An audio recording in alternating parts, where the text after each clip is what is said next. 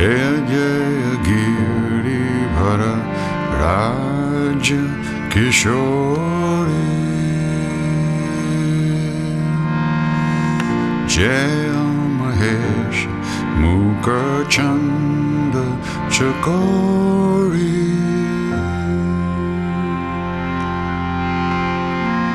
Jaya Gajabardhan Karanana Mata Jagata Janani Dami Duti Gata Hey Mata Durga Hey Mata Durga Hey Mata Durga Mata Mata Hey Mata Durga Nahi tava adi madhya avasana Amrita prabhav vedu nahi jana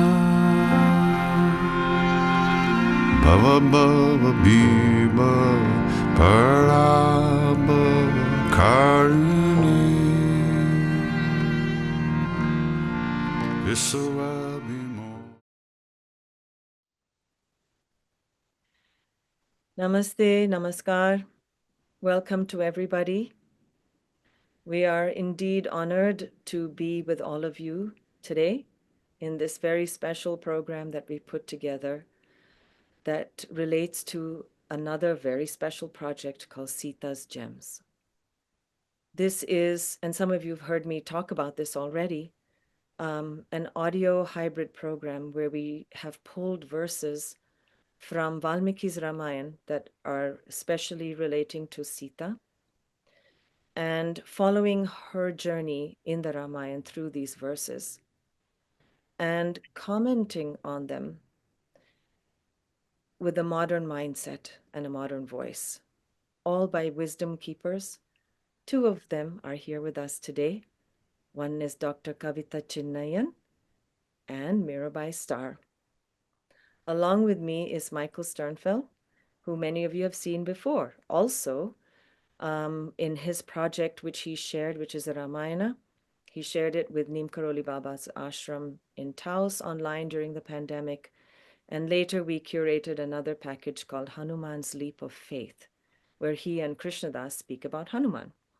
So this is another way to enter the Ramayana through Sita's eyes.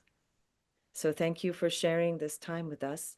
And I'll just start by introducing myself. My name is Nina Rao. Many of you know who I am, and we've had a chance to chant together, and you know how much I love the Ramayana, how much I love chanting the Hanuman Chalisa, and how important it is to me. What is Sita's role in this Ramayana? And Michael Sternfeld was the one who helped put this project together, all with the foundation being the work that he created in his audio program of the Ramayana. And then as we were working together on Hanuman's Leap of Faith, he asked me, he said, what do you think about doing this? And I said, yes. So let me tell you a little bit about him first. Michael began his performing career as a professional dancer with modern companies in Chicago and New York. He continued his creative work as a producer, director with over 400 productions in theater, music, dance, audio, and video, and capped his career as a producer for the David Lynch Foundation, where he co-produced benefit events featuring stars such as Paul McCartney, Ringo, Jerry Seinfeld, the Beach Boys, Jim Carrey. He also developed a parallel interest in consciousness studies, earning his master's in Vedic science from Maharishi International University, where he became fascinated with the Ramayana, creating numerous productions of this epic over the last 30 years, including theatrical productions, a theme park, and the first complete audio production of the unabridged Ramayana of Valmiki. Michael has been practicing transcendental meditation regularly for over 50 years and currently lives in Fairfield, Iowa. Hi, Michael. Hi there, Nina. Wow. Okay. It's so interesting. I'm sorry, my tablet just blinked out there, so you lost me. Thanks so much for that introduction. Working with this amazing group of women has been one of the thrills of my life. When we first came together over 2 years ago, about 2 years ago, and met, had this incredibly powerful group of women coming together, wisdom keepers, wisdom seekers, and sharing their knowledge. If Sita has this powerful voice of Shakti, to have all this group of women coming together and seeing how powerful your voices are and your presence, I remember that first meeting was absolutely extraordinary. And one of the first people that I wanted to ask to be a part of this, of course, Nina was the first, who ended up being the co-host of the production, because she also helped bring in many of the people, like Kavitha, will be introduced shortly. But Mirabai I'd already met from Taos, and Mirabai is an amazingly deep soul. She's an award-winning author, internationally acclaimed speaker, and interspiritual teacher. She was honored actually as on the list of one of the 100 most spiritually influential living people today. She taught for 20 years. It was the University of New Mexico, I believe, in philosophy and world religions, and it's also her lifetime practice. Her extraordinary books enlivening the work of women saints and many other saints, including Wild Mercy, Caravan of No Despair, Ordinary Mysticism, which was her most recent, and renowned translations of other sacred literature. As I said, she lives in New Mexico, close to her beloved, all of our beloved NKB Hanuman Temple house. Mirabai has been a blessing on this project. Thank you so much for being a part of this. Thank you, Michael. It's been an honor and a joy. Yeah. We're lucky we've had time to spend with each other on this. So I'll just bring in Kavitha. Some of you may not know her. I first learned about Kavitha as I was doing my Veda studies with another teacher, and a few people who were studying with that teacher were also studying with Kavitha. And it was only when I looked into who she was, I heard her voice, and I thought, wow, who is this amazing woman? And I found out, in fact, how amazing she is. So let me just read a little bit about her.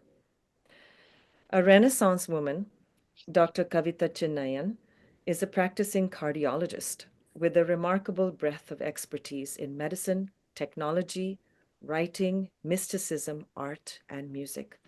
Her impressive career spans roles as a practicing cardiologist, physician scientist, and a professor of medicine, a wife, a mother, and mystic.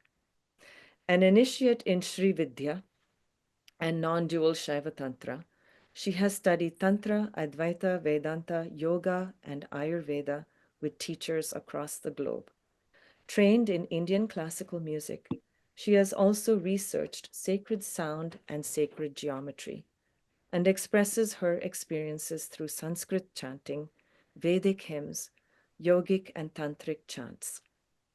As an author, Kavitha has released award-winning books including Shakti Rising, which won the Nautilus Gold Award for Best Books of 2017, The Heart of Wellness, Glorious Alchemy, Living the Lalita Sahasranam, and Fractals of Reality, Living the Sri Chakra, which won the Nautilus Gold Award for Best Books of 2023. And that's just a little bit.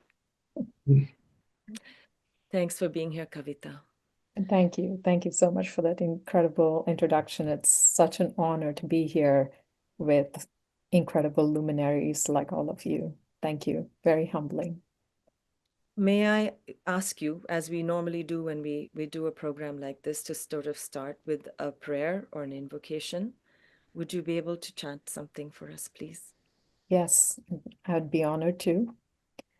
I'm going to chant a very short verse that praises Hanuman as the one who has a mind as swift as the wind, who is the master of the senses and has superior intelligence and wisdom.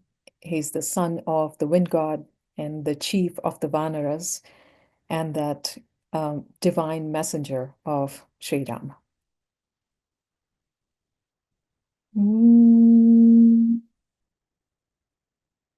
Manojavam marutatulyavegam jitendriyam buddhimatam varishtam vadatmajam vanaradutamukhyam Shri Ramadutam Sharanam Prapadye. Shri Ramadutam Sharanam Prapadye.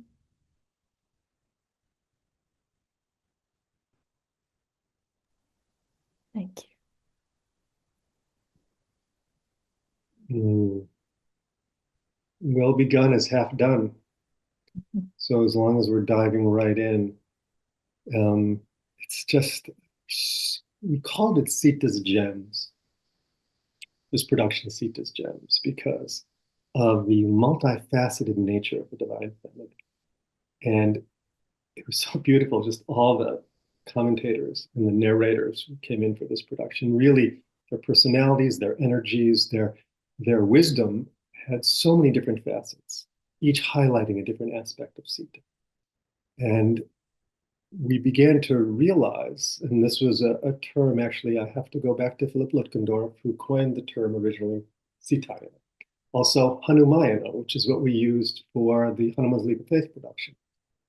And as many of you know, the Ramayana is the Ramayana, the cosmic journey of Ram. And Ayana here often refers to a cosmic journey, like the revolution of the planet Earth around its central sun. A Sitayana might have a different flavor. Actually, we found it definitely has a different flavor. This is maybe the revolution of the Earth itself. Sita is born of the Earth.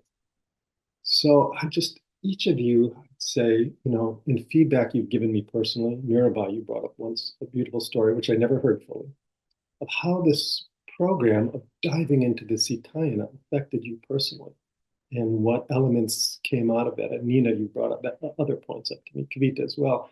Maybe we could start by just sharing on a personal level what this attention on the Sitayana has meant for us.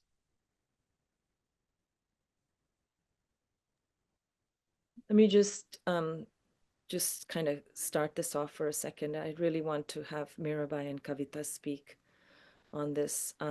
For me, my journey started by reading the Ramayana as a child. And as much as I fell in love with the story and all the beings in it, there's something about Sita that felt unrevealed and uncovered, that was covered up.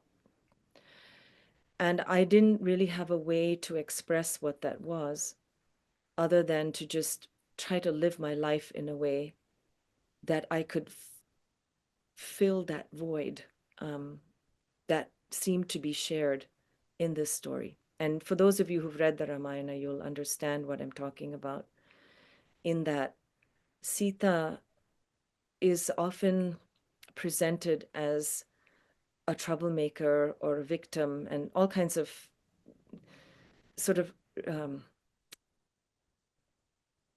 irreverential almost terms. And at the same time, she's very much part of worship in India. Sita, Ram come together. And so it just, something didn't sit right for me.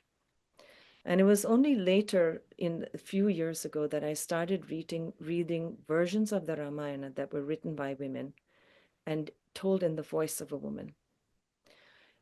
And on one level, it might have felt like, well, this is a sacred text, should we change it?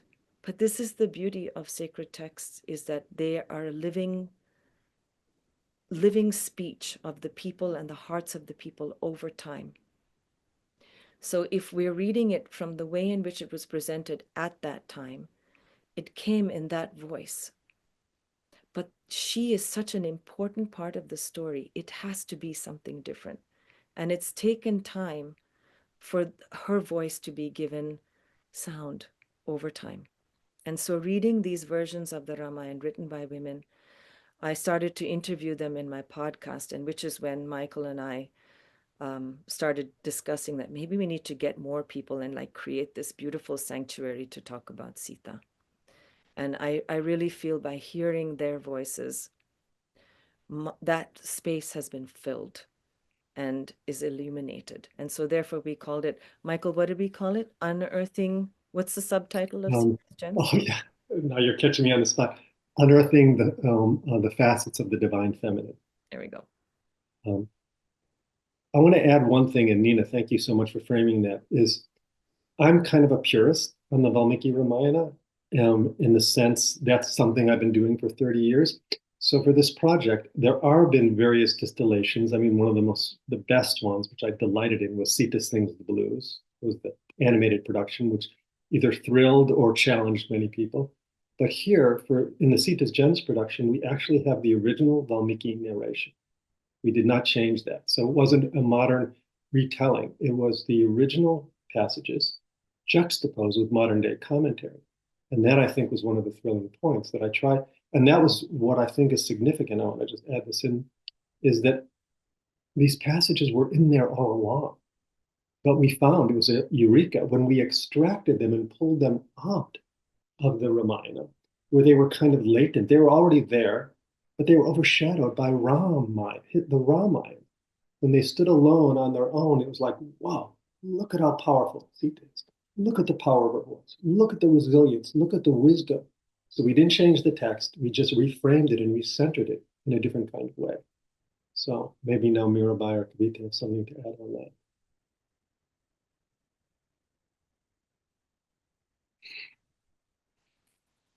So you can just jump in.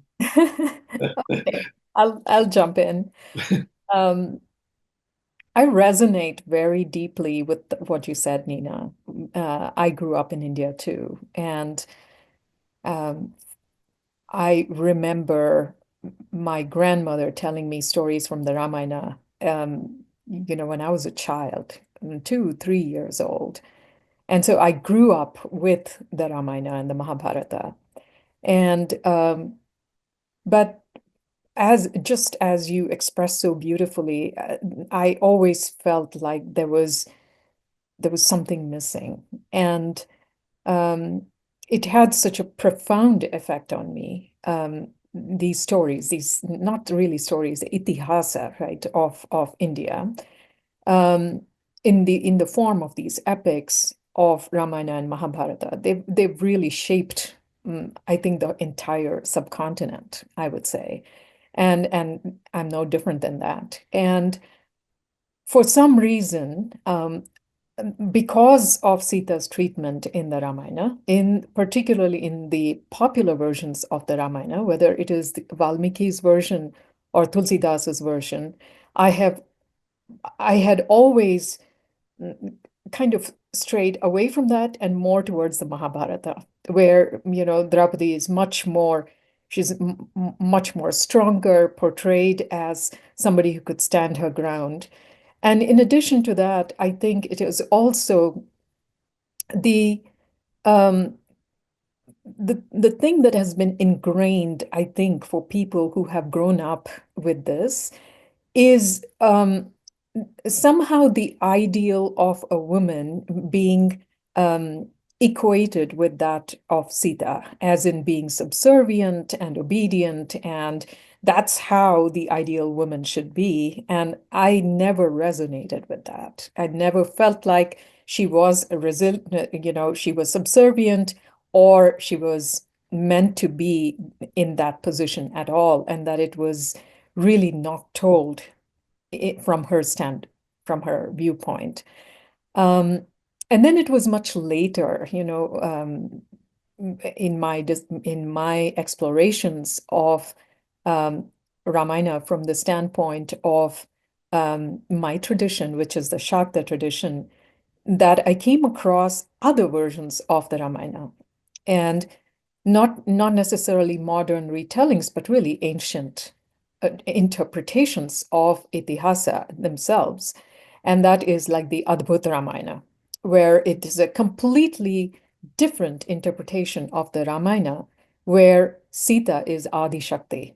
And she actually creates this entire situation where she is in the superior position of creating the entire drama of the Ramayana, including her abduction and and going so far as creating the situation for her own exile eventually from Ayodhya.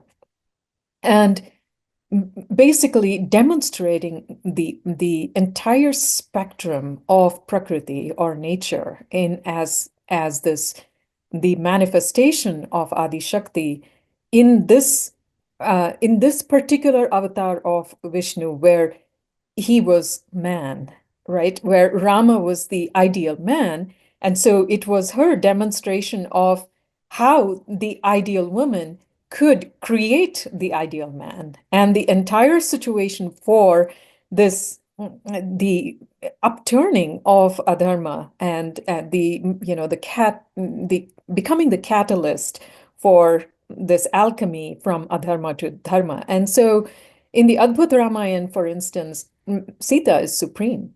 And it is really a retelling of that story from a very different perspective, where she at one point takes the form of Mahakali to destroy this very, very superior form of Ravana, known as Sahasra Ravana, who has, these 1,000 different forms, as opposed to Ravana, who had 10 heads. He had 1,000 heads, as in all these different qualities that could oppose dharma. And she was the only one who was able to, vanquish him. So in this exploration, particularly of Sita's gems, and listening to all of the wisdom keepers come to the table with their interpretations of these beautifully curated verses from Valmiki's Ramayana, I think it really helped me to understand the Ramayana in better. And for me, because it's such an integrated part of my culture,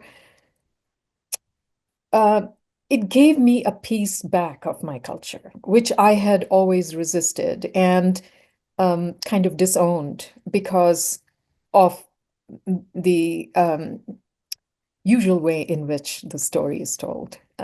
So this entire production has been very helpful for me personally on this journey. So yeah, it has had a profound effect. Yeah, it's so interesting that of our group of commentators, contributors, or wisdom keepers, we have 3 who have actually done their own retellings. Dina Merriam, fantastic book, Untold Story of Sita. It's really, really worth reading. It's so touching, complete reframing. And then the renowned novelist Chitra Devakaruni wrote Forest of Enchantment. She's another one of our commentators. And Saraswati Nagpal wrote a graphic novel on Sita, which was geared for younger audiences. So from our group, we are all doing the retellings, but this was such an interesting confluence of using traditional text, but then reframing it in a different kind of way. And by the way, I made a mistake on the subtitle. And Vrinda. Vrinda. I'm sorry, Sita-inspired. Vrinda said 3 volumes.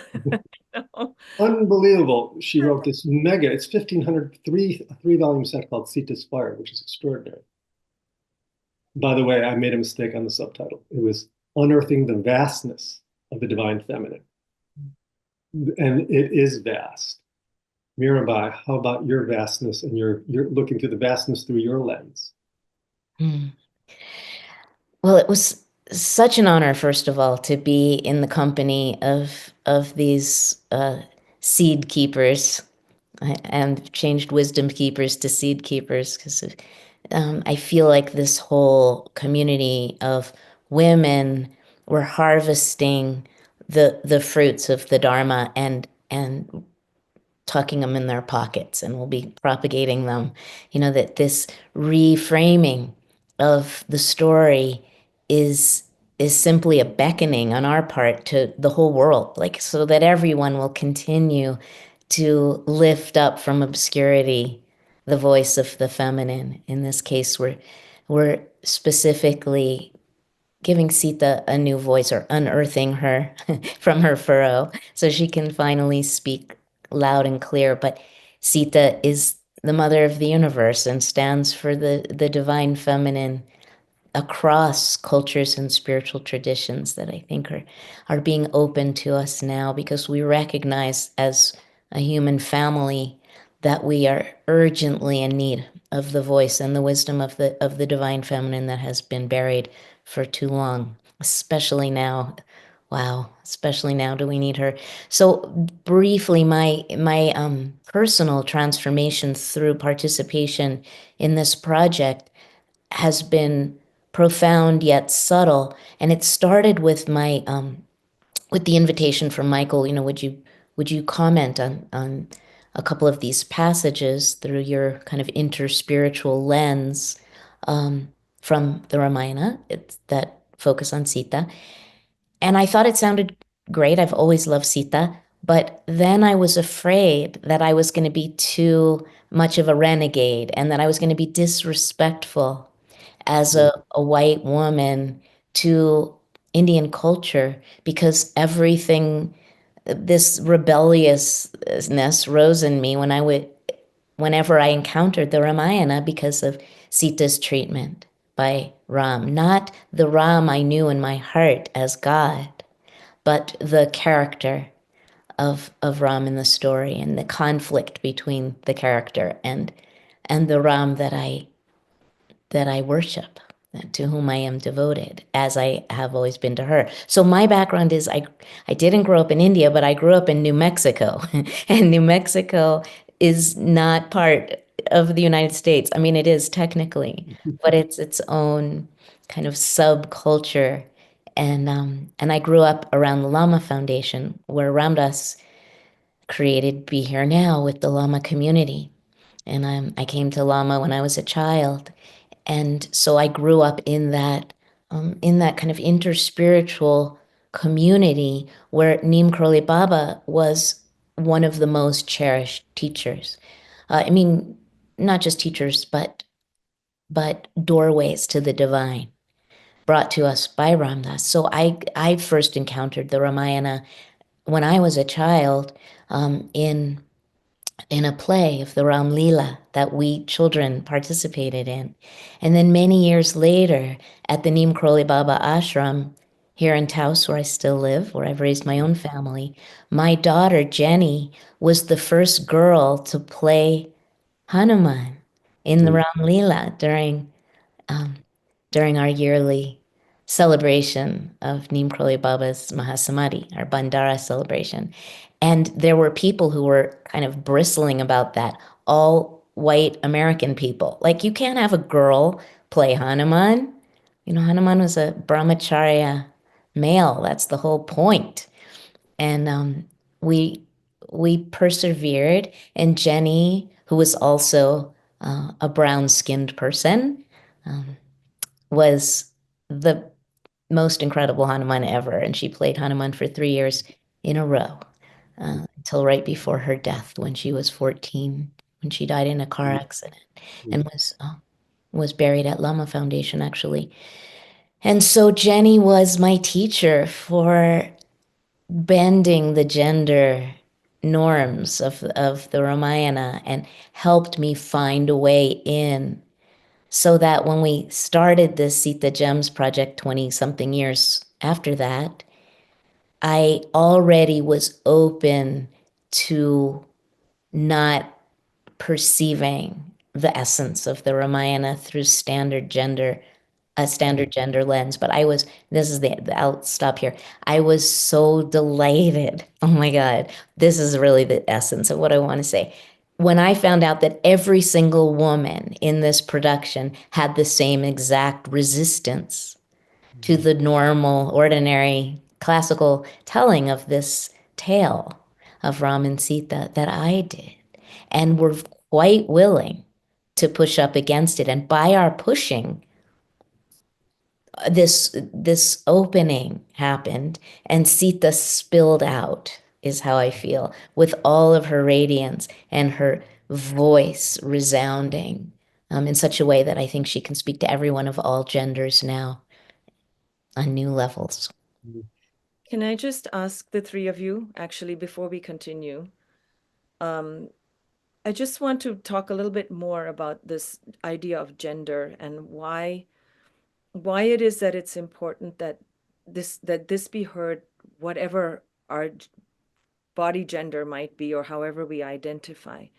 What does it mean to uncover the vastness of the sacred feminine? If each of you could just say for you, what does that mean to you personally, but also just for the collective as humankind and Mother Earth all together? Is it okay if I jump in on that one? Because, there's 15 women involved in this project, and and for me, I made a decision at the very beginning to take a backseat supportive holding space role. And the 10 contributors, Nina's co-host, Vandana Shiva, who is our lead commentary doing the introduction and conclusion, and then our 3 narrators. So this project went way longer than I expected. That's a major understatement. Hanuman's Leap of Faith took 6 months. This one took almost a year and 3/4, 20 months. It was challenging on many levels, but I remember I had that feeling on Hanuman's Leap of Faith that it went by too quickly. Because as a producer, I try to get the job done quickly. This one became my own sadhana in a way. And it was slow. It was challenging, sometimes just going through molasses at times. The first part went very quickly. So I'm building up an answer to your question, Nina. I just took it as an opportunity to inculcate, to imbibe, to absorb Sita's presence in my heart. Ram has been developing and growing for me for 30 years. I'm a Ram devotee all the way. That's my foundation. Hanuman Das at the NKB ashram challenged me at the end of that course saying, Michael, we're all about the devotion of Hanuman. You got to be more on Hanuman. So that's when I came up with the idea. I said, okay, I'm going to ask Krishna Das to do that course. This one, the trickle-down effect of Sita, Ram, is unbounded, absolute, Purusha-like, Purushottamam nature. Doesn't take form, doesn't express, doesn't nourish the world without Sita. And that's Sita Ram. And that quality, at first, I was putting my attention just on Sita. But then it became clear to me that just the quality of Sanyama, putting that deep, subtle attention, was Ram, Sita, and Hanuman, opening his chest. So I don't even know if I could put it into words. It's just, Sita is a subtle quality of our hearts. It's the all-nourishing, all-embracing quality. But having a concept of it means very little. Having the direct experience of it in my heart, which I would say I'm at the very beginning. It's just beginning to blossom. And I hope just by my action, my quality, my energy, I hope that begins to radiate more and more with the blessings of Sita and this project. Kavitha, you've done so much work with sacred feminine, so So perhaps I can give a perspective that is a little bit more in tune with the Shastras and how the Shastras actually talk about this idea of what is the divine masculine and what is the divine feminine? What is Purusha and what is Prakriti? And I think that will kind of segue into something more. So from the perspective of our, of the Shastras, Purusha is the transcendent awareness. It is the attributeless principle that is the ground of being for all attributes. So all attributes are feminine. In other words, whether it is the color or the form or the anything that can be sensed with the senses, anything that can be named is already in the realm of Prakriti. Because what is Purusha, the divine masculine, is simply the ground of being for everything that the divine feminine as Prakriti brings to manifestation. So here, even our roles as male, female, or anywhere on that spectrum, the gender roles, and the sex attributes, the biological attributes, everything is in the realm of Prakriti. So whether I think I'm feminine or whether I think I'm masculine or anything in between, it doesn't matter. It's all in the realm of nature, Prakriti. So that's why the subtitle of Sitayana makes so much sense to me, is the vastness, right? Because every attribute that is presented in the Ramayana is an attribute of the divine feminine. And here, even Rama's attributes are from the feminine.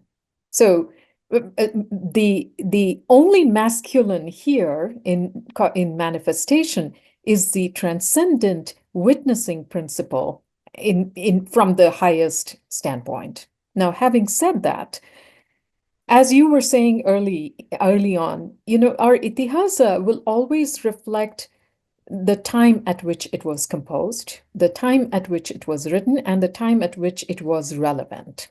And yes, our Shastras, anything that is Vedic is eternal because it comes from the root vid, which means eternal knowledge. Anywhere, anytime, any place, it's always relevant, that knowledge. And that knowledge is that the two principles of Purusha and Prakriti, that is eternal knowledge.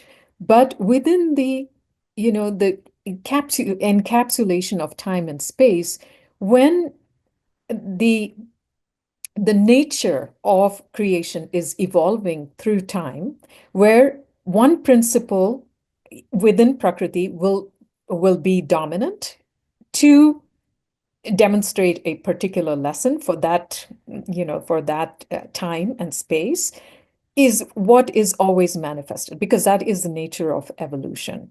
So in this itihasa of the Ramayana, the emphasis is on as Michael, you were saying, Purushottama, the ideal, the ideal human being. So when you look at all of Vishnu's avatars, Ram is very unique in that, at various times in the Ramayana, he had to be reminded that, hey, listen, you are divine.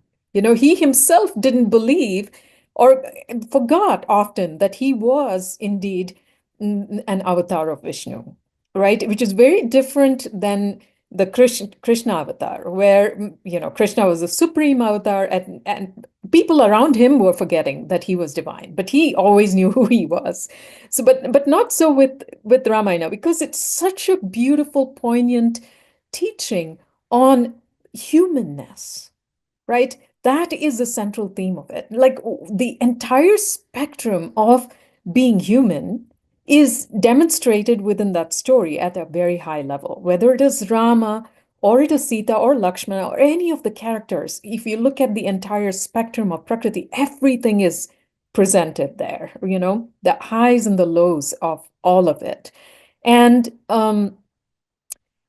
when I look at Sita's story or Ram's story, yes, of course, I too had, as you, Nina and Mirabai, you spoke about this resistance.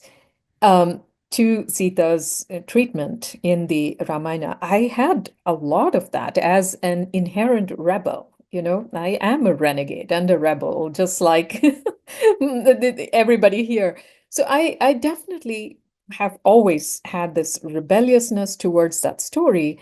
But then when I look at it from this higher standpoint, Sita's attributes that are presented in the Ramayana are not just for women. You know, her resilience and her strength and her courage and in her mystical power and you know some of the unseen things that are there in the Ramayana with regard to Sita's sheer power, they are lessons for everybody on the gender spectrum. It's irrelevant whether you are a female or a male or how you identify, right? Each of us can learn from, you know, Sita's conduct of herself. She never lost her dignity, right? At no point did she lose her dignity, no matter who was saying what. And all the elements were at her command in various points of the story, how she befriends the entire forest, and everybody becomes, even the wild animals become very friendly to them. And that's because of Sita's power. You know, people think it's Rama, but actually it's her, you know, because she's born of the earth. And so she has this inherent power. So that those attributes that are highlighted in Sita's story, I think are relevant for all of us, no matter where we fall on the gender spectrum. Does it make sense? Very much so. Thanks for framing it that way. Thank you. And Mirabai, I know you speak so much also about divine or sacred feminine from your standpoint. So I'm just curious how you might want to, just to give people an idea of how we're looking at this through what lens. Thank you, Nina. And Kavita, that was beautiful. Yeah, that everything in form is coming from the ground of the divine feminine. That just blew open a whole window for a big place for me. Thank you. So this is an ongoing revelation. Just y'all who are listening should know that we're all learning a lot as we go too from each other. At least I am. Yes, Sita represents the human condition in many ways, and the Ramayana as a whole reflects that human journey and the journey of forgetting and remembering and forgetting again and remembering again. And because Sita is the earth, because she is embodiment, she is like Jesus in the Christian tradition. She's the Word made flesh, in a sense. There is nothing that she experiences that is not valid, is not spiritual, including her despair. And we might talk more about that in a moment. But what Sita affirms for me is that my human experience is sacred, and that all of the elements of my humanity, including when I lose my shit, when I lose my center, when I'm not in my dignity and equanimity, there are occasional moments like that. Okay, there are lots of moments like that. That is not unspiritual. So when Sita experienced abandonment and despair and how come I don't count, and all of those things that we all experience, it didn't worry me that Sita had lost her center. In fact, what it did was affirm for me that the human condition includes all of it, and it's all blessed, and that the invitation, the beckoning, is to fully embrace this fleeting incarnation when we get to be born of this earth and come home to our remembrance that we belong to the divine and we belong to each other. Hanuman being that bridge builder for us between our human predicament, as Ramdas called it, and our true divine birthright. Well, these are beautiful. These are really beautiful. I agree with you, Mirabai. It's just, we're learning along the way. Like I didn't know that story about your daughter. And about her playing Hanuman. Mm. So, and just I'm touched by what you said, Kavitha, is just I realize now that process that I was going through with my Sanyama every day, it was what I was doing was commingling this level of Purusha and Prakriti at the deepest level, but on the level of the goddess, God and goddess, Ram and Sita, at the next more express level, and then as the hero and heroine of the story, and then prince and princess, all these express levels. There's so many levels of the Ramayana, so many levels of our experience. And what Mirabai just alluded to here for a moment was that we thought it would be good to actually give some concrete examples from Sita's gems. And that story that you told just is very touching, that was your daughter's role. And Mirabai is the master from that experience, not a master, but whatever, an adept at transforming grief for our spiritual advantage because of her direct experience. I hope you don't mind me saying that. And when we were dividing up the passages, it was kind of like there's some really juicy passages of the 24 passages we pulled out of the Ramayana, and there's some really challenging ones. Acharya Shunya decided, who's another one of our contributors, decided to take all the passages with Ravana and Sita. No one really wanted those. She took the 3 of them. But the one when we met as a group, we were saying, should we leave out some of these really challenging passages, like where Sita is contemplating suicide? And the collective group of women said, no, those are all part of nature. We have to include those. Mirabai was one of the key voices, and she took, I consider, 2 of the most powerful, challenging passages. When Sita, just to give the context of what's happening here, Ravana, who's Sita's held captive in the Ashoka garden on Ravana's island fortress of Lanka after he's abducted her. And he's trying to break her will. And she's absolutely invincible, holding up a single straw, standing in the way, just saying, you're nothing. You can't even bypass the straw. Her Shakti probably could have prevented any impingement on her nature anyway, but it was getting to. And at one point, this was now 10 months into her captivity, Ravana says that basically, if you don't succumb to me, I will eat you for my breakfast. You have 1 more month. And then he tells his Rakshasi guards to break her will, with alternating cajoling her with praise and torment. And there she is, and she finally realizes, I will never allow myself to be taken by Ravana. And she finally gets to the point maybe that suicide is the only way out. And Mirabai did this beautiful commentary showing this transformation. So there's this section now, the passages, this is from Sundara Kanda. Sita grieves that even suicide is impossible, first realizing that she can't do it, then realize that she actually does contemplate suicide, which is impossible to conceive that she would do this, really impossible. Then she decides to hang herself by her own hair from one of the branches of the Ashoka tree. And by the way, Hanuman is watching all this, because Hanuman has already come over there. He's debating, and we're going to get to that in a moment. I'm just building it up, the scene. He's watching all this and wondering, how can I save? But then she has these omens, and she realizes that at that time people look at those omens. So that's the setup. And Mirabai, maybe you can help illumine this transformation from longing to redemption. Thank you. I just want to affirm again that the longing is part of our birthright. The longing itself, I think across the mystical traditions, is the portal to union. It's a paradox. The whole mystical path is permeated by paradox. It's the wound, as Rumi says, that is the cure, and the longing that is the connection.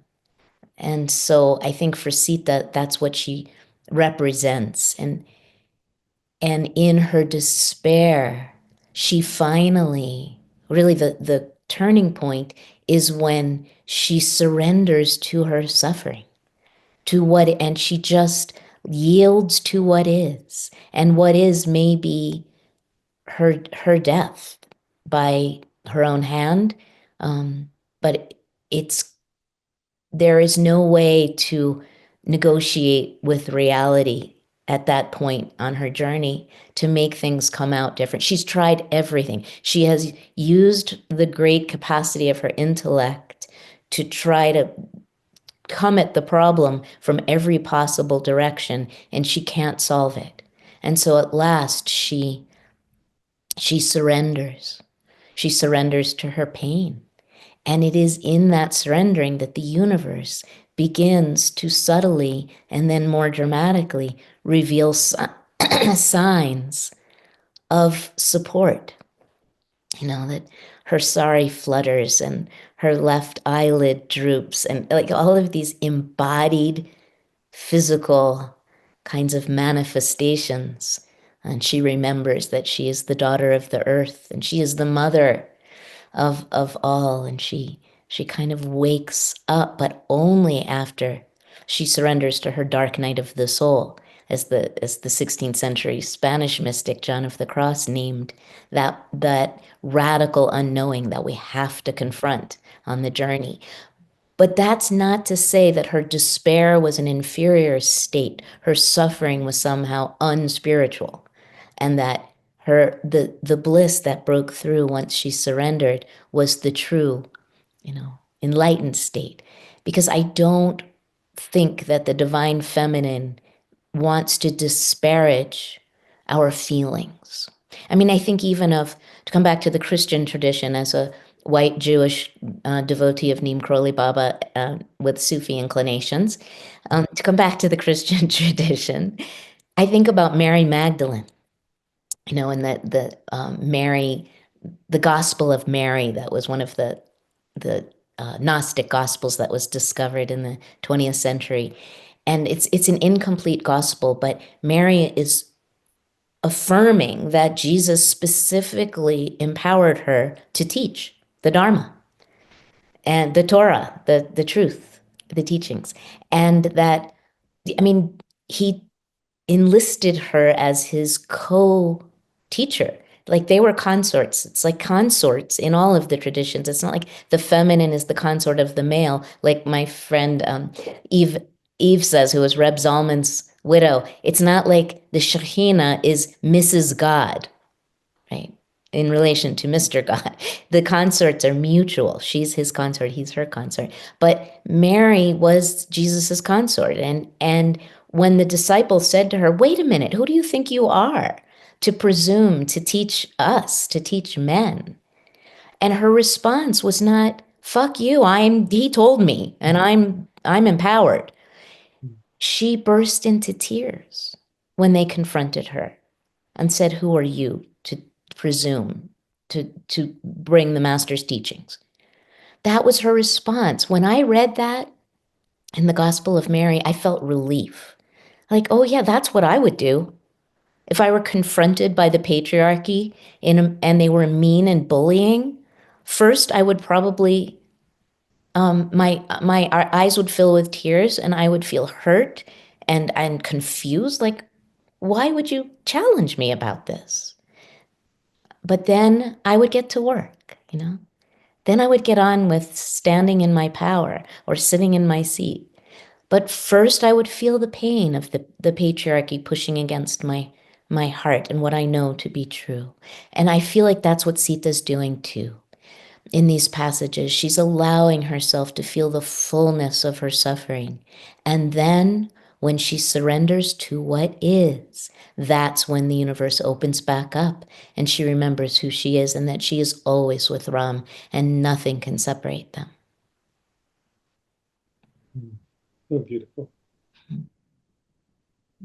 Well, these concrete examples are really good. Let's see. Nina, do you have anything to comment on this before we move on to Kavitha's passage? I don't know. They both have blown my mind right now. I just I love hearing about Mary Magdalene. Like that's very helpful to see like why Sita is relevant for all cultures also, because she's just one form of that which we're all experiencing wherever we come from in the world. And I grew up also in many places around the world and spent time in church with in my Catholic schools, and still felt such an affinity to Jesus. And so none of these things seem separate. So I really love that you brought that in for us to take a look at. Appreciate that. Thank you. And I don't know, Michael, shall we share a little bit of the actual passages that we share, just so people get an idea? Yeah, I think it's a great idea, because it just so happens we noticed when we put together this group of 4 for this podcast, is that Mirabai and Kavitha had both focused, their commentaries were in Sundara Kanda, and this relationship between Sita and Hanuman. How perfect, especially for Krishna Das's community, that's all about. And for the extended community. Well, for Maharaji, he loved hearing the Sundarkand. I mean, he loved to hear the whole Ramayana, but hearing the Sundarkand was a great joy for him. He wanted it to be recited and he would listen. And so that's a part of our practice in and of itself. And it's such a crucial time in the story where despair meets hope, and that it gets transmuted. So it's beautiful that we have the two of you sharing on that here. So on this next section, which, we could, because by the way, there was this juxtaposition of narration and then commentary, and we enlisted 3 narrators to read each of the 24 passages. Each read 8 of the passages. And by the way, I want to interject, because I didn't know that about your daughter, because it ended up being 2 of the 3 narrators that we chose had also been in Ramalilas in there as they grew up. Mallika Bush in the Mount Madonna community had played Sita for several years, and then Elizabeth Huebner had played Sita in in that theme park that I had here. So it's so interesting that they grew up, and this is a beautiful connection with the next generation. So this next section, Sita has been redeemed. She decides not to commit suicide. And Hanuman, who's been in the tree, now reveals himself.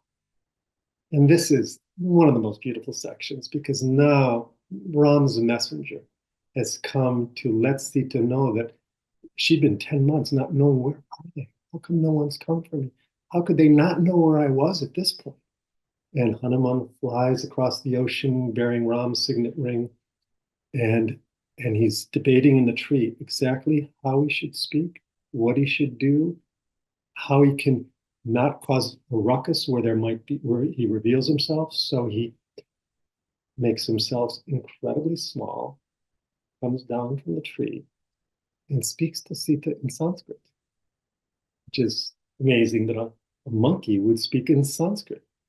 And actually, before he even jumps down in the tree, he decides to attract Sita's attention by praising Ram.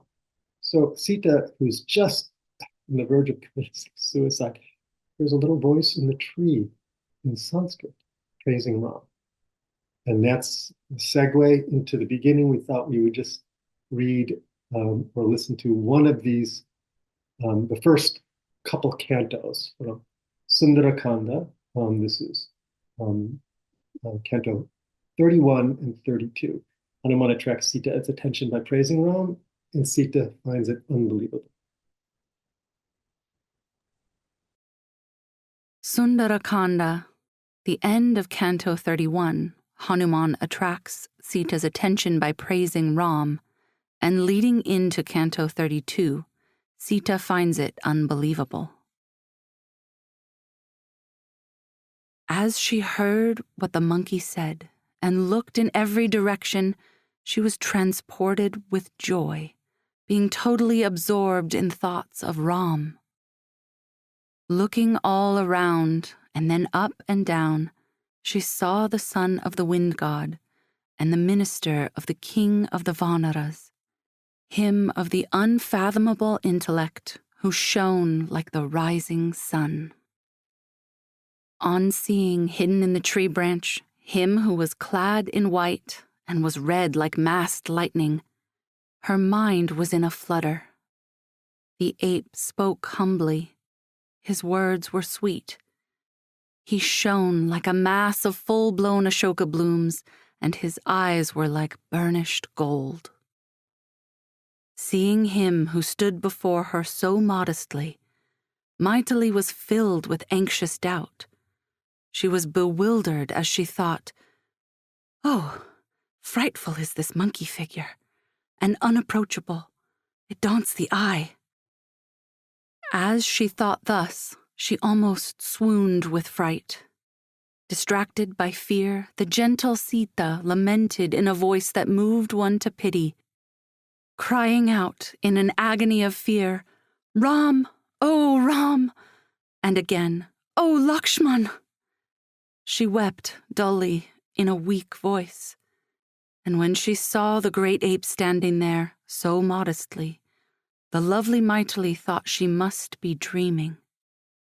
But, looking again, she saw before her the son of the wind god, with his massive broken face, the minister and envoy of the king of the Vanaras, who excelled by the power of his intellect.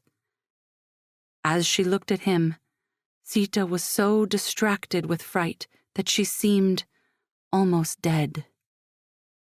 Recovering herself after a long time, she of the wide eyes thought anxiously, "It is surely a dream that I have had, this one, of an ugly monkey. The Shastras declare that such a dream is inauspicious. God grant that all is well with Ram and Lakshman, and with my father, the King Janaka. But this is no dream, for there is no sleep for me, tormented by grief and unavailing regret. How could I be happy, bereft of him of the moon-like face? Thinking constantly of Ram, and uttering his name again and again, I fancy I see and hear what relates to him. Distracted by my love for him, thinking and worrying about him all the time, I see and hear nothing but him. I think I must be daydreaming. Then I tell myself, it cannot be, for daydreams have no palpable form, but I see him clearly and hear him speak. I make my prostrations to the Lord of speech, to the wielder of the thunderbolt, to the self-create, and to the God of fire, and I pray that what this creature of the wilds has said to me may be true, not otherwise."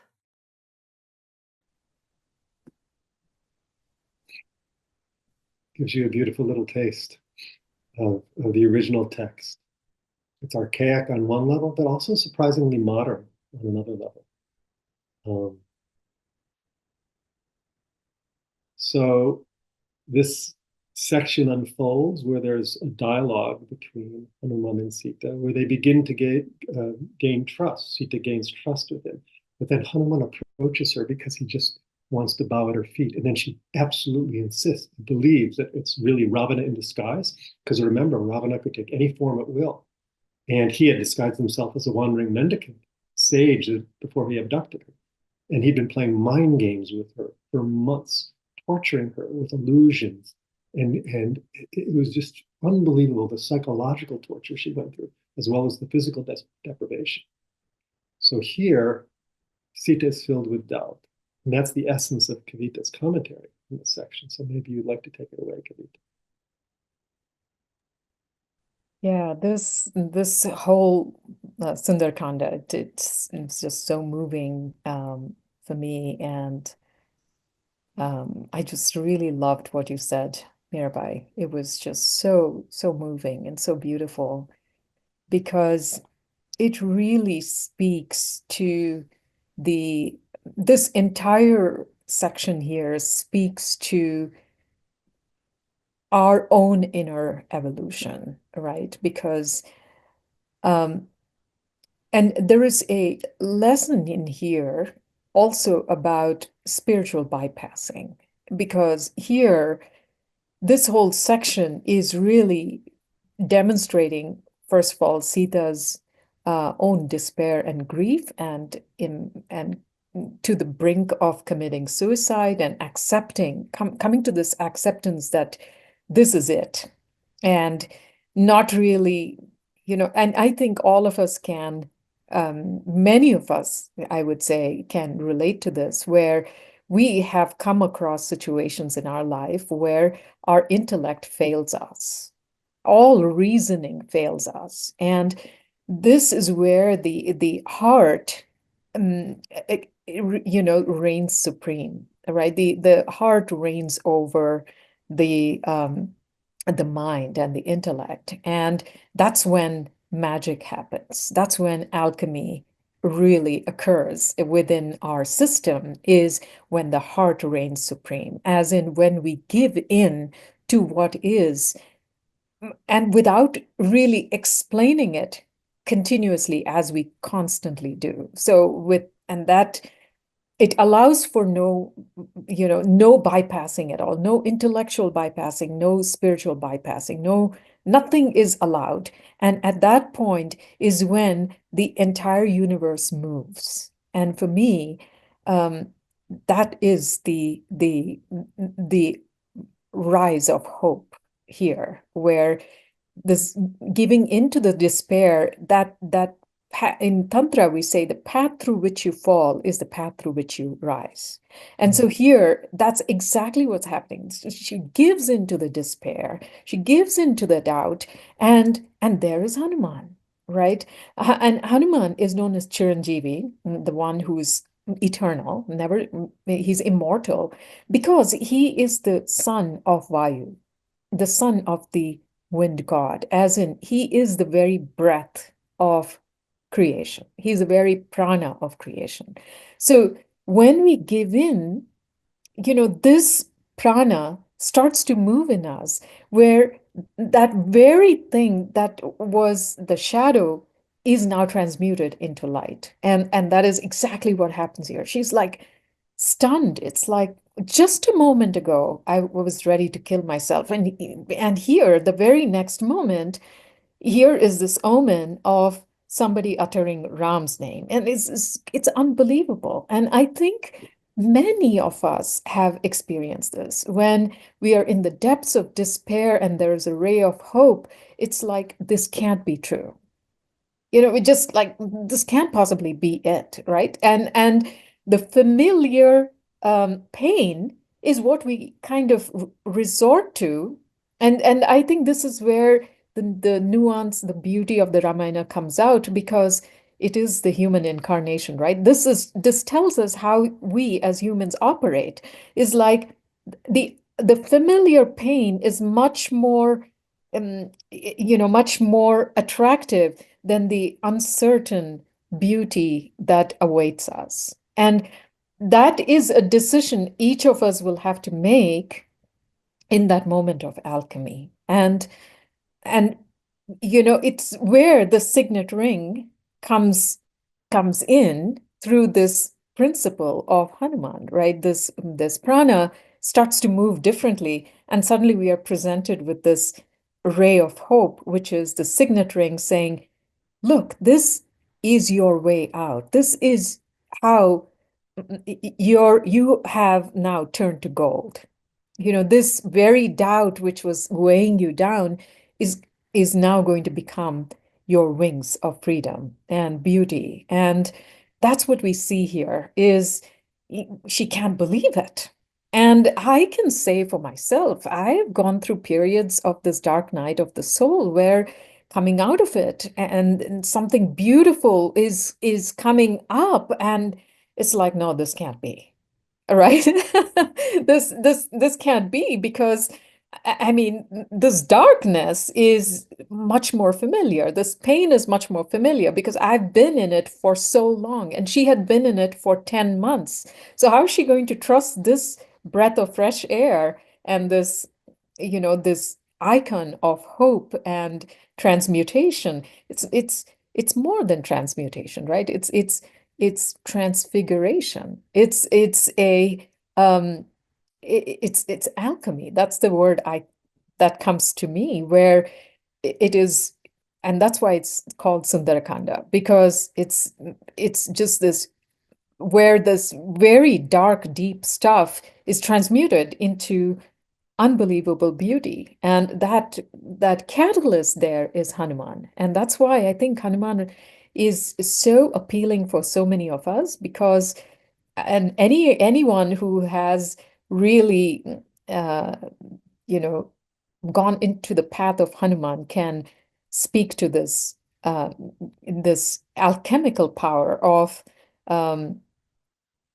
becoming a devotee of Hanuman. There is something very magical about Hanuman's powers, which are very different than becoming devoted to Rama, for instance. It's Hanuman is just like this this exact thing, you know, so very the sun, this passage that you read just now, Nina, where he is standing humbly but mightily. That's the kind of sense I think anyone who knows Hanuman gets, or wants to know Hanuman gets, right? In that sense. So, yeah, it was an honor and pleasure for me to comment on this, and I keep reflecting on it and keep arriving at new insights even long after that commentary. So thank you. Kavitha, I just want to just point out one thing that you said, where you said, you know, we observe our attraction to the dark place that we're used to, and we recognize that there's something new that's being offered to us. But on some level, and you said, and we have to make a decision. Yeah. But my experience so much is that I don't actually have to make a decision. Yeah. The decision's made for me in that moment of alchemy. There is like what Krishna calls flow of grace, who is Hanuman himself. And so so inside, we have a complete understanding and acceptance of our condition, and then our path changes. So it's not a mental choice, but it just happens. And that's why you alchemy. It's absolutely right. You know, it's completely paradoxical. You would think that going into the pain would lead to more of that darkness, but it's actually the opposite, right? And going by with a little bit of what I know about Christianity, you know, in the mystical traditions of Christianity, that's what Jesus does, right? He goes into the depths of these other worlds and he transforms Earth itself. He transforms the very energy by going deep into the darkness. And we see that these examples over and over again, and it's like the path is through it, and that's what you know, this whole Sundara Kanda, I think, demonstrates so beautifully. Amazing to me, you know, there's always we're in one sense recapitulating some of the commentaries that were already done a year and a half ago.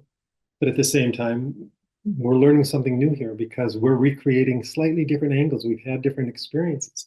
And it's thrilling to me to just hear these new possibilities where it's a never-ending recreation. One of the things we want to put up is for people to start sharing their experiences on Sita's Gems, which I'm going to put up a blog page shortly, because many people have gotten it already. In fact, some of the people have just finished. I want to read, that just reminds me, because the next stage here, as we start to pull these threads together, these different facets, is, you know, for me, this is always the bottom line, the evolutionary value. How does all this knowledge and experience seep into our nervous system, into our consciousness, into our chit, and change our lives? That's the bottom line, right? And I was so touched. This one woman in Florida who sent me an experience. She had just finished the production, one of the first. And she goes, wow, I'm stunned by this incredible audio project. Everyone who values the Ramayana should hear this. For years, the Ramayana has been a trigger for me. I've resisted taking some of the available courses on the Ramayana because of the tragedy of the treatment of Sita. It was just too challenging for me to face. And explanations just did not appease my anxiety about it. This was the first time I could listen. And now I understand and I can accept the whole story. It's also been very healing, a healing personal experience for me. So thank you so much for bringing Sita's story to the foreground, revealing this profound tribute to the Divine Feminine. Touched my heart just that it had this transformative, healing, restorative, and evolutionary value. And maybe, each of you can give a glimpse of just what your sense for yourself and some of the people that you work with and been exposed to. Nina, you've already given talks on this, and so on, and we're planning more episodes about this, more further conversations. Maybe get a glimpse of how this is unfolding and how you feel this could bless people's growth and evolution. One of the things that I've identified with forever as in terms of who Sita is also recognizing her as a representation of Mother Earth in the form of a female body. I mean, she was born from the earth. She goes back into the earth at the end of the story, and that's the case for all of us. We just don't remember that. We're all born from the earth. And in this day and age,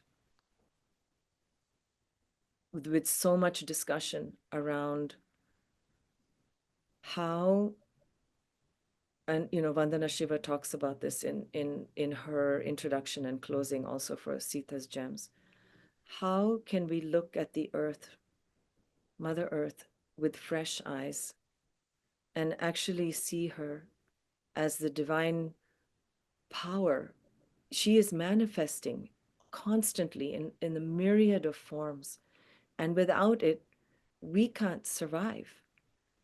And yet, we've upset the balance by our actions. And what is our offering back to the earth? How do we show our gratitude? How do we receive what we need without taking too much, so that there's enough for everyone? There's a chance for all beings to regenerate, live out their karmic life cycles, whatever that is. And so in Sita, and I see that space, that energetic space, where we can open our hearts and look also with different eyes, and on a practical level, bring this back into the way in which we live our lives. Because ultimately, she is the great compassionate mother on this realm for us. She has given us everything that we need and is going to continue to do so for everybody as we go through time, even though time is sort of subjective in this whole story, but we are living in time. That's how we guide ourselves. So for me, that's been the greatest epiphany in studying Sita is, and reading about her, is first filling that space where I felt she was missing, in her energy was missing. And in some ways, as women in this world, we embody that missing space inside of ourselves, but also in a collective, in a community. So I wish for that, for all women to feel filled up by her presence. And then, of course, finding our place as being interconnected. We are fully dependent on each other and what Mother Earth provides. So that's how I relate with this story for me. And I just want to add a comment that Nina and I did the passage introductions. We alternated introducing each passage, giving context, but just what you just said, you so beautifully did that, weaving your introductions for each of these passages, just doing exactly what you just described in a way that's, you were the weaver of that storyline that you just described. It was beautiful. Thank you for taking that role.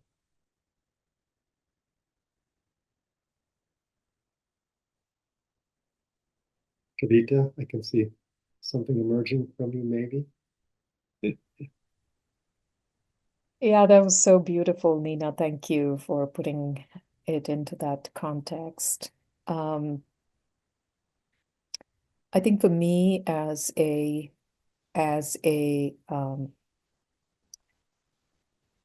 as a physician, as a spiritual seeker and teacher, this the story of Sita is, yes, it stands on its own, but here, I think the thing that I'm very interested in exploring is the entire range of possibilities and of the human condition that are, represented by Sita's story, and how they arise in our own lives, whether or not we're on a spiritual path. It's quite irrelevant. It's just the it's just the uniformity of that is, it's such an archetype for the human condition. And I think there are great lessons here, not just from, of course, from Sita's story. And that lesson here, the biggest lesson for me is of resilience, that no matter what happened to Sita, right, she always remained very true to her own self. She never strayed from that. Even when she had to take the test of the fire for purity, or whether, she was, and then we know later on in the Ramayana how she is outcast, and then she goes and lives in Valmiki's ashram, gives birth to her sons and raises them, and to the last, to the very end, when she goes back into Mother Earth, her entire story is one of remaining very true to herself, very, very much grounded in her power, this very earthy quality of never straying from her true strength, which was to be completely rooted in whatever was going on at any given time, and to allow for the full expression of this so-called human life, and to allow for the expression of the entire range of humanness in everybody she ever came in contact with, whether it was Rama or, I love seeing the relationship between Lakshmana and Sita, and, what we can learn about the human condition, just how she influences him just by being herself. And at no point in the story, if you read the Ramayana very carefully, she never does anything to appear any particular way to anyone. So whether she accompanies Rama to exile, it is not because she wants to appear, want to look like a good wife, or she doesn't care, right? She is always true to her own energy. And even when she goes through this whole despair, she's not thinking, well, I'm Rama's wife, I shouldn't behave like this. She's like, this is how I'm feeling at this point. So it's very authentic. Her journey is completely rooted in authenticity, which is the highest state we can ever achieve. To be authentic to who we are is the highest attainment, and she demonstrates that in such a beautiful way as this, as this form of Shakti. And, if you read the Devi Bhagavatam and if you read Devi Mahatmyam, there the divine feminine is taking a form of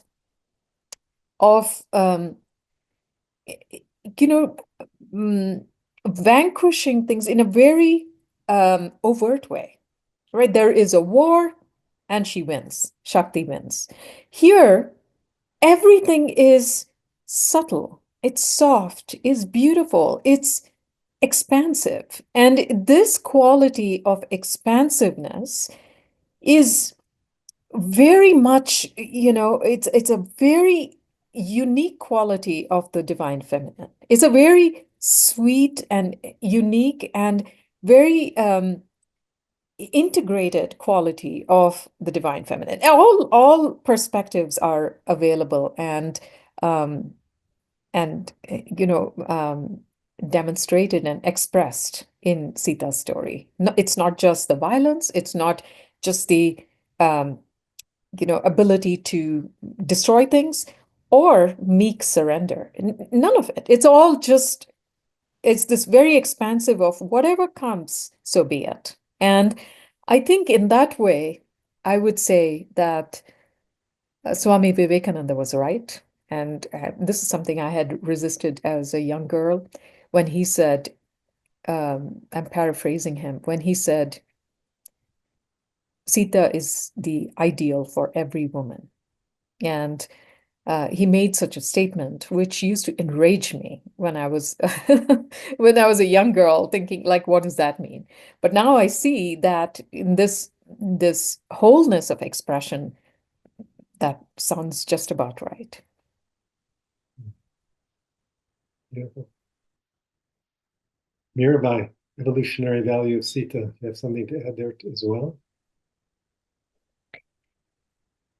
In the sense that Sita belongs to all of us, to people of all genders.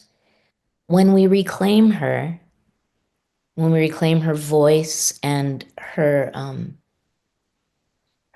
majesty, we're blessing all of humanity. Because let's face it, we have been so out of balance across the spiritual traditions throughout history, really, ancient history, maybe not, but in that the masculine has been the dominant paradigm for all wisdom traditions. And so every time we do something like we're doing here, we are unlocking the treasure chest that contains the sustenance that all of us need to grow and evolve as a collective. And right now, it's like the worst of the masculine paradigm is in full display. And these, maybe, on a cosmic level, it's just that sort of last gasps of the patriarchy, spiritually speaking, are rising because it's almost over. I don't know, but these jewels of feminine wisdom are needed. These gems of Sita's and of the Shekhinah in Judaism, of Mary, all the Marys in the Christian traditions, of the divine feminine in Islam. Even the Prophet Muhammad said, paradise lies at the feet of the mother. We find that these jewels are buried at the heart of all the mystical traditions. And by excavating them and lifting them, we are making way for a new way that belongs to everybody. And that it's not about favoring the feminine instead of the masculine. It's about reunification of the masculine and feminine aspects of the Godhead and restoring wholeness for all of us. Yes, thank you for reminding us restoring wholeness. I feel like these are so beautiful. Each one of these are gems. And, it's hard to believe we're nearing the end of our time. I feel like this is just chapter 1. We could have so many of these discussions, and there will be more. But I always like to have, maybe this is a masculine frame of reference, to have some takeaway, some pearl of wisdom of integrating, this arc of the story we've all been involved in. To some extent, each of you have already done that. But if we could get like a sutra-like version, and maybe I'll to kind of wrap it all up. And I would like to, maybe I'll start with just from all my years of working with the Ramayana. Everyone wants definitive explanations of what happened. Why did he do that? What does this mean? And probably the one eureka I've had about exploring the Ramayana, and if one thing I could convey, which is specifically applied here, the Ramayana is a process-oriented art. Process-oriented. It's a direct means for the unfoldment of Brahman. And it's a process. And there is what the meaning, the thing we take away, is what the net result in our own consciousness, in our own experience that blossoms. Why does the Ramayana have this incredible and crazy display of opposites? Play of opposites. Fun. Sanskrit word. Because we swing from one element to the other. And that swinging back and forth affects its emotional purification. The Ramayana, the one branch being Itihasa, purifies our emotional body because we can't believe the way Sita was treated. And yet Valmiki was so brilliant in capturing this Dasharatha being torn between his love for his son and exiling, Sita being torn for her love for Ram and the way she's treated. Hanuman is the least conflicted of all the characters, but even he goes through it a little bit. So the takeaway is see the Ramayana and see your life as this unfolding process. And this play of opposites works in insidious and beautiful ways to purify your emotion. The Ramayana magnifies those to the extreme. That even if Ram and Sita, embodiment of Godhead, go through this, how about us? So all I'm saying is, it's tough to say right now, enjoy the ride, allow the swings to play out, and enjoy the purification.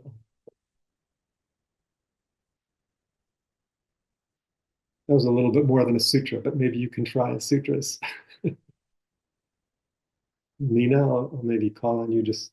I think I'll go last. Why don't Okay. you ask Mirabai and Kavitha?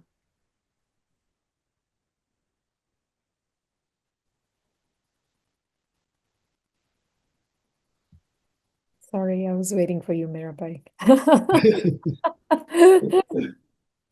I just love that, the play of opposites. And sometimes I do think that Itihasa occurred this way, and it was recorded this way by the seers like Valmiki, so that in the future, thousands of years from then, we would be having this conversation, a revolution of consciousness, an evolution of consciousness, this swinging between the opposites could come to rest in the center, in the integration of all the opposites, the masculine and the feminine, the receiving and the giving, and all of it. And the integration of everything is always in the heart. The mind can never reconcile opposites. And all opposites can only be reconciled and held within the space of the heart. And I think that time has come now for this reconciliation of all opposites in the only place it can be, which is in the space of the heart.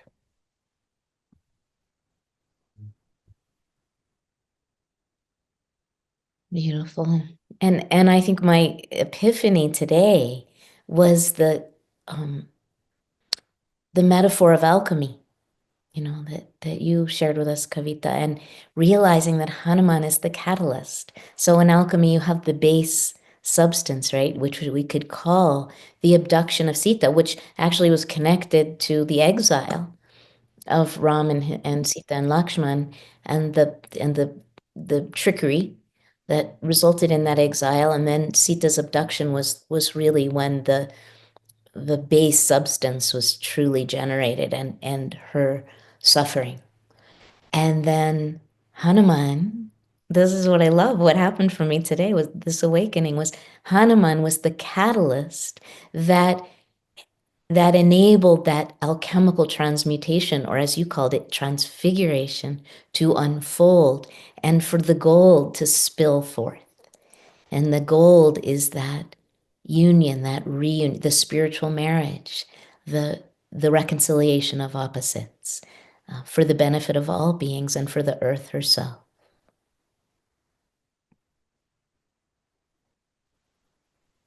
I'm just going to kind of go back to what Michael was saying about, really kind of entering into this space as an exploration, as a journey. Sometimes it's not linear. And the passages in Sita's gems are there as mirrors. The commentary is sort of a visualization in each person's heart of what these passages mean. And I found it very helpful to revisit. You know, my practice is chanting. We repeat everything thousands of times. So I go back to reading this story and something new emerges. And I think that's the real beauty of this hybrid package that we've created. And I really want to thank all the incredible contributors. And I hope that everyone will take this opportunity to listen and listen not only to the program, but to really listen to each other and listen to your own heart. Because that's where we'll have understanding, as Kavitha, the cardiologist, just told us. So I want to just say, the people who have contributed to this program are Vandana Shiva, who's a wonderful environmentalist. If you don't know who she is, Michael and I are the co-hosts. Mirabai Starr, Kavitha Chinnaiyan, who's with us today, Chitra Deva Karuni, Acharya Shunya, Candice Badgett, Ruchira Gupta, Brinda Sheth, Dina Miriam, Connie Hubner, and Saraswati Nagpal, as well as the beautiful narrations by Elizabeth Hubner, Mallika Bush, and Kaya Minlin. And I want to thank Michael for putting in all the work of weaving. You know, stories are told, they're woven, told, and then they need to be unwoven and put back together, and he did that. It was a lot of work, and we're very honored to be part of this. And we hope that you will all be part of this ongoing journey together. I just have to add, thank you so much, Nina, and thank Krishna Das for allowing us to have this program, this channel, which is a real, real blessing with his widespread audience. So thank all of the people who have come together, and especially Nina and Krishna Das for just supporting this so beautifully every step of the journey. Ram Ram, Sita Ram, Jai Hanuman, and everything else. Thank you all. Thank you all. Jaya Jaya Girivara Raja Kishore Jaya Mahesh Mukha Chanda Chakori